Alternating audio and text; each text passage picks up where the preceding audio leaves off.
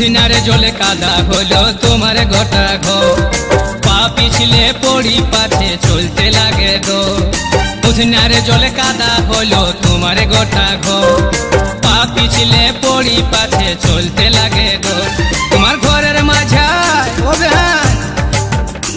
তোমার ঘরের মাঝায় শ্যাওলা জমে